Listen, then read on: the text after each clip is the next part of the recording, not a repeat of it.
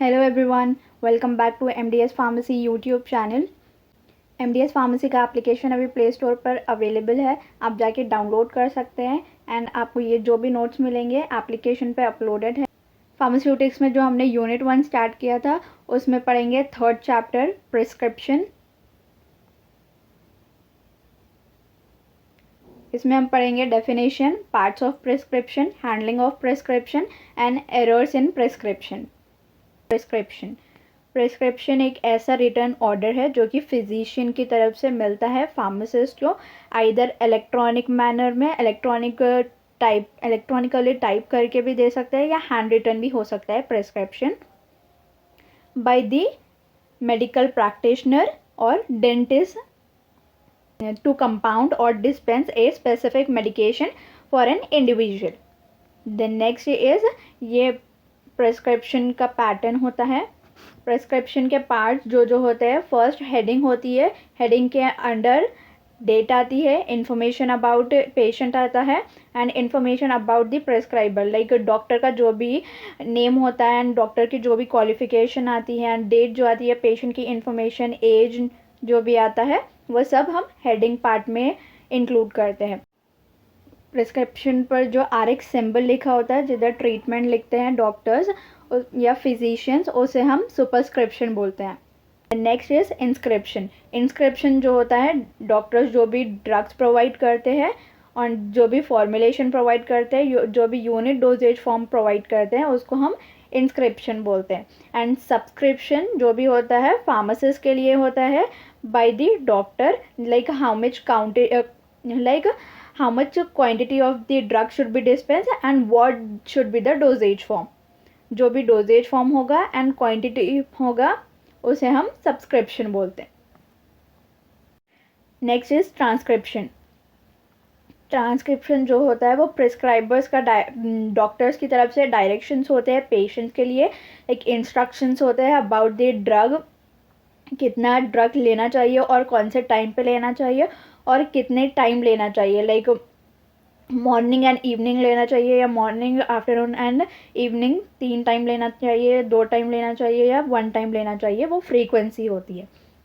The next is signature and instruction. Signature and instruction, doctor की signature होना चाहिए and if कोई critical case होगा तो पेशेंट की सिग्नेचर भी इंक्लूड करना चाहिए and refill instruction if needed. The next is special instruction if needed.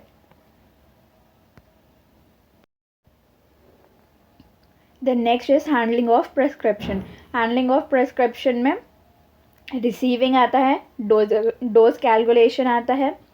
Receiving जो होता है, प्रेस्क्रिप्शन रिसीव होने के बाद में फार्मासिस्ट उसको रीड करते हैं एंड चेक करते हैं। Then next is dose calculation. जो भी हमें डॉक्टर डोज देते हैं वो हमारे बॉडी सरफेस एरिया एंड हमारे एज के हिसाब से अकॉर्डिंग टू फॉर्मूलाज वो डोज कैलकुलेट करते हैं एंड फार्मासिस्ट जो होते हैं वो डोज कैलकुलेट करते हैं एंड पेशेंट को प्रोवाइड करते हैं, उसे हम डोज कैलकुलेशन बोलते हैं। The next is compounding. अगर जब छोटे बच्चे होते हैं उनके लिए प्रॉपर डोज अवेलेबल नहीं होता है, या जो भी अगर उनका डोज अवेलेबल नहीं होता है तो फार्मासिस्ट उनको कंपाउंड करके देते हैं, लाइक प्रिपेयर करके देते हैं using the electric weighing machine. जो भी वेइंग मशीन होता है अकॉर्डिंग टू दैट वे करके फिनिशिंग इंक्लूड द जो कंपाउंड करते हैं, जो मैन्युफैक्चर करते हैं पाउडर या मेडिसिन जो भी है, देन उसको पैकेजिंग करना, उसको लेबलिंग करना, रीचेकिंग करना, उसको रीफिल करना, ये फिनिशिंग के अंडर आता है। The next is pricing. Prescription is priced after finishing is done. The next is delivery. 2 types के होते हैं, या तो स्टोरेज डिलीवरी होती है या फिर होम डिलीवरी और मेल डिलीवरी होती है। द नेक्स्ट इज, ये कुछ लैटिन टर्म्स एंड एब्रीवेशंस है कॉमनली यूज़ होते हैं जो कि प्रिस्क्रिप्शन में एक बार रीड आउट करना, ये उतना ज़्यादा इंपॉर्टेंट नहीं होता है, बस एक बार रीड आउट करना। लाइक कैप्सूल को हम कैप्स बोलते हैं या एक कैप्सूल होता है, ये दिस कॉमन जनरल टर्म्स होते हैं, एक बार रीड आउट करना जस्ट, ठीक है। Next is sources of errors in the prescription. जो भी एरर्स होते हैं प्रेस्क्रिप्शन में, जो भी मिस्टेक्स होते हैं उसे एरर्स इन द प्रेस्क्रिप्शन बोलते हैं। एंड एरर्स जो हो सकते हैं वो एब्रीवेशंस की वजह से हो सकते हैं एक एब्रिवेशन के कई सारे नेम हो सकते हैं, लाइक यहाँ पर एग्जाम्पल देख लेते हैं। AS लिखा हुआ है, AS है एस्पिरिन को भी रिप्रेजेंट करता है एंड एस्कॉर्बिक एसिड को भी रिप्रेजेंट कर सकता है। So if the physician is writing AS then he should fully mention that it is aspirin or it is ascorbic acid, and pharmacist को carefully prescription को read करना चाहिए to reduce the abbreviation error in the prescription. The next is name of the drug.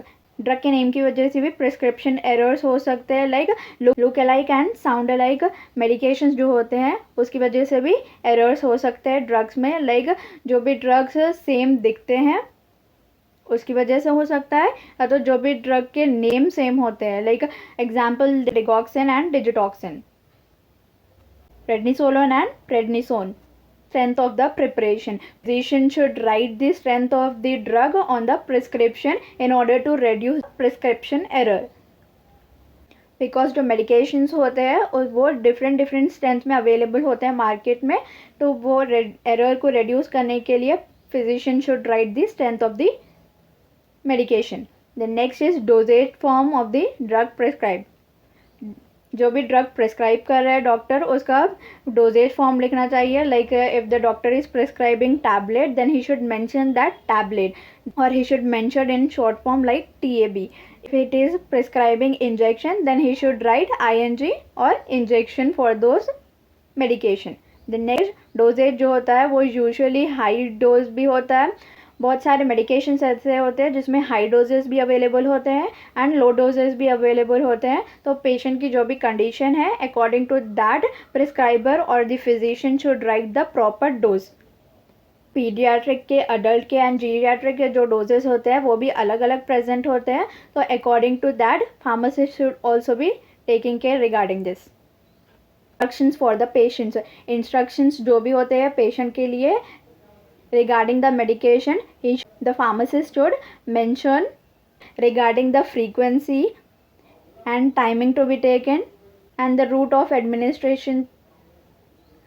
Like if the parenterals are there, parenterals अगर preparation होंगे तो उसको intramuscular route लेना चाहिए या इंट्रावेनस रूट लेना चाहिए या सबक्यूटेनियस रूट लेना चाहिए, जो भी है इन्फॉर्म करना चाहिए पेशेंट को in order to reduce the errors. The next is incompatibilities. Physicians जो होता है वो एक से ज़्यादा ड्रग्स भी प्रिस्क्राइब करते हैं according to the condition of the patient.